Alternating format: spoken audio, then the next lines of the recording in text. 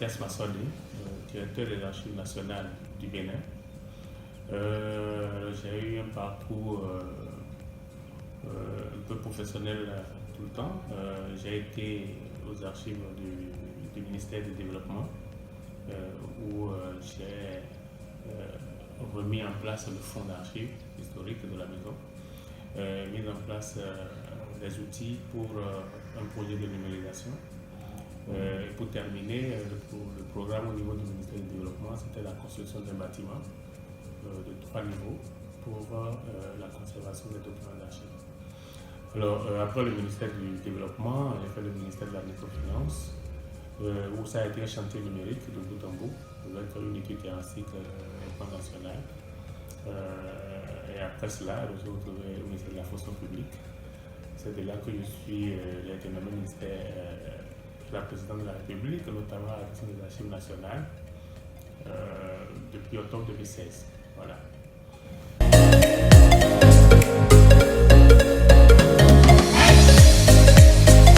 Les archives nationales du Bénin ont été créées en 1914 par le gouverneur Loufla. Depuis ce temps, avec les indépendances, la souveraineté, nous avons repris le contrôle, nous avons pris la relève. Alors, il faut dire globalement que nous étions sur un site, un tout petit site, qui a été repris, renouvelé entre-temps par un projet franco-suisse. Mais au lendemain de la conférence nationale des forces vives de la nation,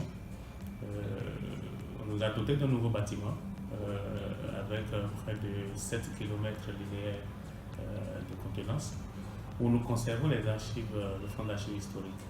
Il faut dire que le fonds d'archives historiques, c'est un ensemble de documents constitués depuis la période coloniale qui a été déclaré patrimoine sur la liste du registre Mémoire du Monde, donc qui appartient à l'UNESCO désormais, tout comme le fonds d'archives de l'Afrique francophone, de l'AOF, l'Afrique occidentale francophone, conservé à Dakar, fonds avec lequel nous faisons donc des projets de travail, notamment dans le cadre de mémoire partagée.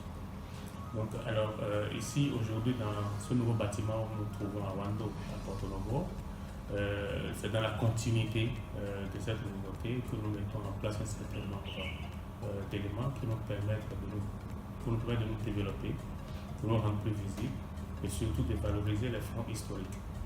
Et donc, c'est dans ce cadre-là que nous avons dans un projet global du gouvernement qui consiste à la dématérialisation du patrimoine, mais aussi à mettre ce patrimoine à la disposition de tous, que nous avons mis en place un chantier numérique de dématérialisation.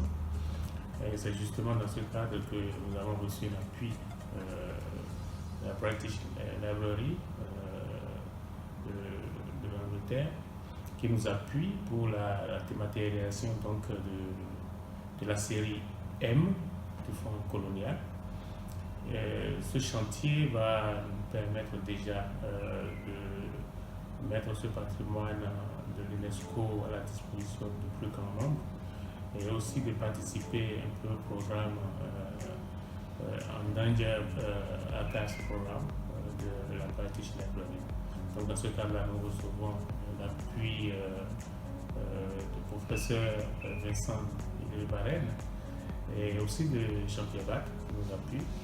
Et nous pensons que ça augure de bonnes perspectives et que bientôt les inventaires seront donc mis à disposition et mis en ligne pour que tout le monde puisse voir le travail que nous faisons. Alors, la série M, c'est la partie du fonds qui parle des affaires de la justice, notamment la justice en période coloniale, d'où l'intérêt un peu pour nous de ce chantier qui nous permettra un peu de faire un peu pour l'histoire du parallèle entre la justice en période coloniale et la justice telle qu'elle est rendue aujourd'hui et les faits, les éléments pour lesquels les justiciables étaient envoyés devant les tribunaux quand même. Je pense que cela a un intérêt sérieux pour la recherche Et c'est dans ce cadre que nous faisons ce travail d'abord d'inventaire des différents dossiers du fonds et pour ensuite passer à la numérisation. Donc comme vous pouvez voir ici, par exemple, il y a une équipe qui travaille sur la reproduction photographique des documents du fonds. Ici vous avez le front qui fait le cadrage sur le plateau de numérisation et Recicat qui elle s'occupe de la capture au niveau de l'ordinateur. Donc alors après cette partie donc de numérisation, il y a sur l'autre poste. Alors sur ce poste de travail, vous avez M. Abati qui s'occupe de la mise en place de l'inventaire par rapport à ce qui a été numérisé et de l'entrée des métadonnées. C'est une partie essentielle pour la mise en ligne de la collection, mais aussi pour la recherche. Donc c'est le chantier qui est en cours ici. Il y a Madame Abalo qui elle aussi s'occupe de la vérification des différentes pièces, donc des dossiers. Et le troisième du poste est M. Araï, également, qui fait un travail d'identification des différents dossiers au niveau de chaque boîte d'archives. Donc voilà en gros le travail que nous faisons. Alors le chantier a été démarré depuis le 27 août et que nous continuons.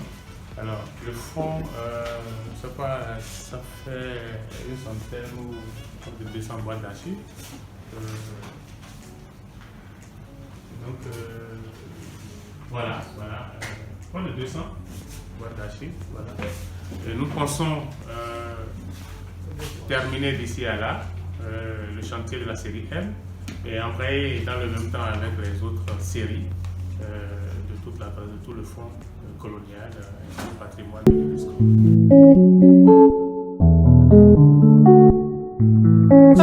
Voilà, alors nous sommes ici dans les travées du magasin numéro 1 où sont stockés le fonds d'archives de la présidence de la République du Bénin.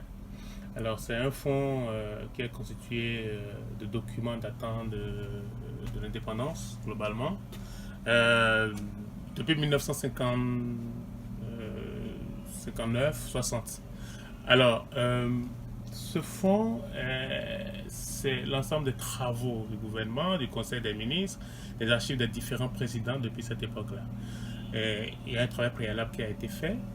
Et ce fonds étant ici, il y a un chantier à mettre en place pour pouvoir reconstituer les fonds d'archives des différents présidents. Et si nous faisons un découpage, par exemple, des différentes périodes que notre pays a connues, nous avons par exemple la période entre 1960 et 1972, où nous avons connu la révolution. Nous avons remarqué qu'il y a une certaine instabilité politique avec des coups d'État successifs. Et donc, mais les fonds d'archives liés à cette période-là n'ont pas été constitués de façon claire, où les différents présidents qui se sont succédés, soit en un an, en 6 mois, en 3 jours, même en une journée, il est essentiel que ces fonds d'archives-là soient reconstitués et mis à la disposition de tous. Donc, ça fait partie des chantiers à mettre en œuvre. Ensuite, nous avons la période révolutionnaire qui part de 1972 jusqu'en 1989. Et cette période, nous avons connu un régime d'un type nouveau, avec le parti État, le marxisme-léninisme prôné par le président Kérékou par exemple, mais c'est la plus grande partie de gouvernance de notre pays, où le fonds d'archives n'a pas été suffisamment constitué, et donc pour des recherches de l'histoire. C'est le chantier à mettre en place. Et enfin, maintenant, il y a le fonds, contemporain, le fonds de la période démocratique, que nous sommes en train de constituer également, et les différents présidents qui ont succédé depuis 1990, eh bien, nous allons pouvoir constituer leur fonds d'archives pour l'histoire, pour la recherche. Nous pensons qu'il y a un intérêt pour les chercheurs, pour les historiens, pour les universitaires, mais aussi également pour la culture.